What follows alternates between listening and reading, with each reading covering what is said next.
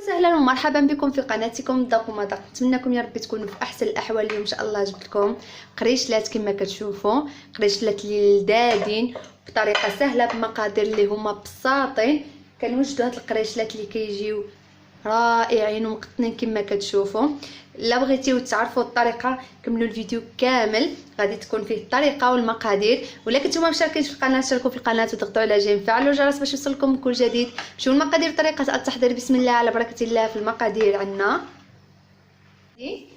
عندي هنا كاس ديال السكر اللي عامر، عندي هنا كاس يعني نفس القياس راني قيستهم ديال الزيت، عندي معلقه ديال النافع كبيره، عندي هنا بيضه وبياض بيضه والصفر خليته باش ندهن به القريشيلات، عندي هنا كاس نفس القياس اللي قيس به ديال السكر، حليب معاه نصف كاس ماء دافئ عطاني هذا الكاس الكبير، عندي هنا خماره مع فانيا مع ملعقه وربع خميره. الخميره كتبقى على حسب الجو واش سخون ولا بارد.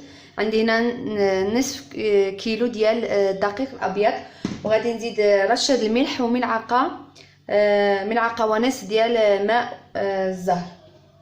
غادي نمشيو للطريقه. في الاول غادي ندير الخميره، قلنا ملعقه وربع ولا نصف على حسب الجو. غادي نزيد ملعقه كبيره ديال السكر مع ملعقه دقيق، غادي نخلطهم. هذه المرحله الاولى كنديروا هذا الشيء، وعاد كنمشيو للمرحله الثانيه. غادي نضيف لهم واحد شويه ديال هنا ديال الحليب اللي مخلط لي بالماء،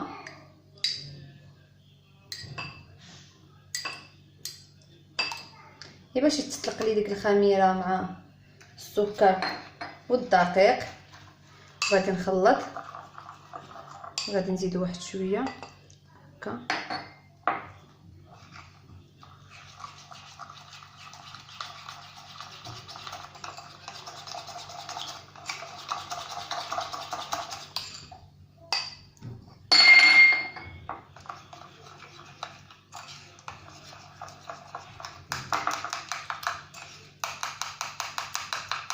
كما كتشوفوا بحال هذا الشكل، يعني طلقت الخميره مع السكر.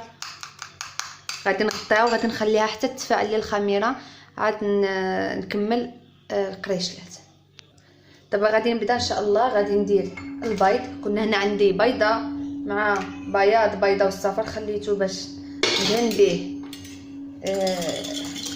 قريشلات. غادي نطلقها واحد شويه بحال هكا. غادي نضيف لها واحد شويه ديال الملح، غادي ندير لها ساشيه ديال فاني، غادي نضيف السكر اللي بقى لنا، وغادي نخدم هذا الشيء هكا. ممكن ديروه في المونينيكس، غادي يساعدكم بزاف. اذا تخدموا في المونينيكس، انا هنا غادي نخدمو هكا بالدرار يدوي. صافي غادي نخدم شويه واحد هذا البيض. هنا ملي خلطت البيض مع كما كتشوفوا مع السكر وفاني ورشه الملح، غادي نضيفوا كاس ديال الزيت،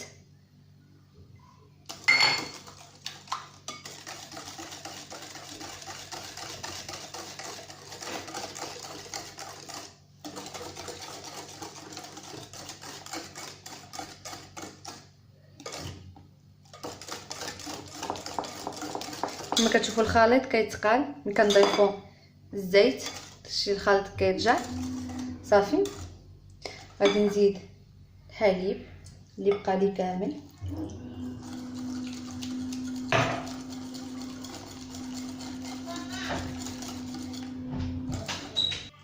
كما كتشوفوا هنا كنخلط مزيان.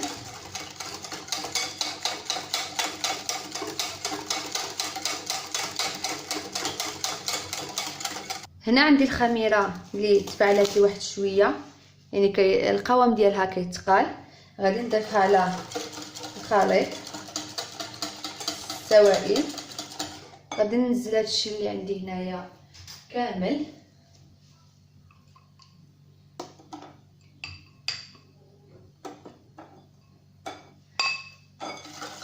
ونخلطو مزيان. يعني في الاول كنخدمو غير بالطراب، من بعد عاد نخدمو بيدينا. هنا غادي نزول الطراب وغادي ندير خماره فئه ديال 8 غرام. غادي ندير الملعقه ديال النافع، وممكن ديروا حتى الزنجلان. غادي نجيب ماء الزهر، انا خليته هنايا حتى الاخير. غادي ندير واحد الملعقه، هذه ملعقه صغيره، انا درت ملعقه كبيره ونصف. وغادي نجيب هاد نخدم هادشي مزيان، نخلطو. ريحه طالعه ديال ديك ماء الزهر زوينه بزاف. صافي غادي نبقى نضيف الدقيق، بطبيعه الحال نكونوا مغربلينو ونخدمو. في الاول نخدمو غير بملعقه ولا سباتولا.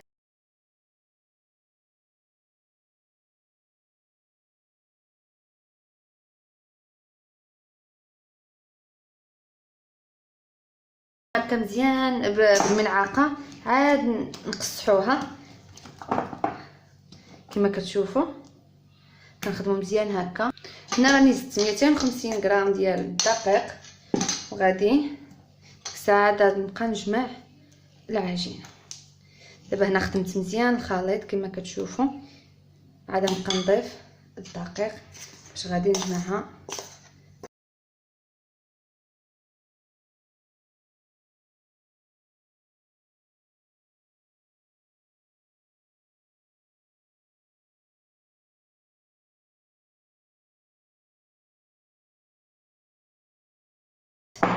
يعني خلطت العجينه مزيان. هذا هو القوام ديالها، يعني كيجي خفيف كتلصق في اليدين. هذا هو الشكل ديالها، يعني ما خصناش تجينا قاصحه. هادشي اللي بقى لي، يعني درت في الاول نصف كيلو، زدت 250 غرام من بعد. هادشي اللي بقى لي من 250 اللي زدت من بعد، يعني باش يكونوا شويه، يعني تقريبا نصف كاس ديال العنبه. صافي هنا هذه غادي نغطيها وغادي نخليها حتى يضاعف لي الحجم ديالها وتختمر. عاد نرجع لكم. اختمرت لي العجين كما كتشوفوا. نستعن انا بشويه ديال الدقيق. الا بغيتيو تستعنوا بالزيت، يعني دهنوا يديكم بالزيت وتخدموا. صافي غادي نحاول نقسم. غادي انا نعبر، انا باغا نديرهم صغيورين يعني بحال التقيده. غادي نعبرهم. وهنا من بعد ما درت لهم نفس القياس كندير يدي هكا في الدقيق باش نكورهم باش يجيونا مكورين. صافي على هاد الشكل. صافي غادي نكورهم كاملين.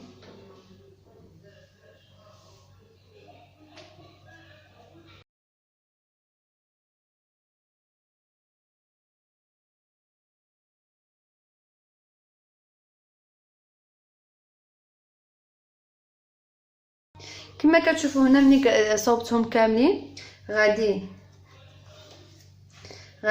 شويه نبرك عليهم، غير شويه ماشي بزاف.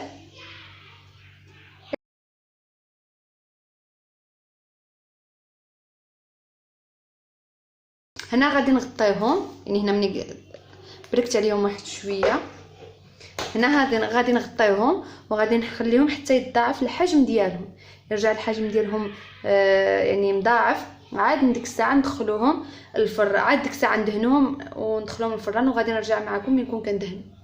شوفوا هنا من بعد ما خليتهم خمروا مزيان. خليوهم يخمروا مزيان، يعني ياخذوا راحتهم في الخميره باش يجيوكم من الداخل مقطنين، ما يجيوش مدقصين. انا هنايا عندي ديك الصفار البيض اللي خليته اللي خديته من العجينه. غادي ندير له واحد شويه ديال ماء الزهر باش يزول لي ديك الزفره ديال البيض، وغادي نخلطو مزيان. هنا ملي خلطتو صافي غادي ندهن القريشيله مزيان، وما نحاولوش نهبطوها ندهنو هي بشويه باش ما نهبطولهاش ديك الخميره. هكا كيجيو لذاذين وزوينين. انا في هذه الاثناء راني درت الفران كيسخن، خصو يكون سخون مزيان.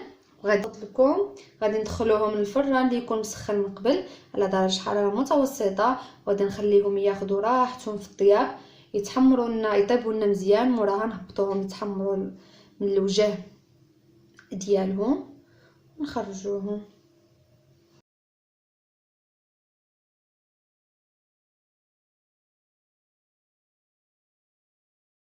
هنا غادي نديرو من فوق، غندير غير شويه.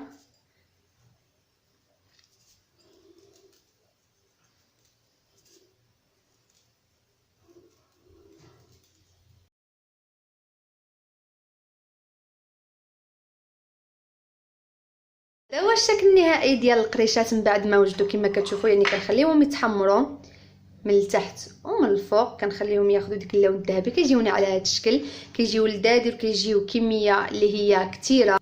انا هاد الكميه اللي درت معكم عطاتني 21 وحده بهذا الحجم كما كتشوفون. كيجيو مقطنين، كيجيو رائعين. نخليوهم يتحمروا بحال هكا، كيجيو رائعين. غادي نحل معكم واحد الوحده باش تشوفوا الشكل ديالها من الداخل كما كتشوفوا.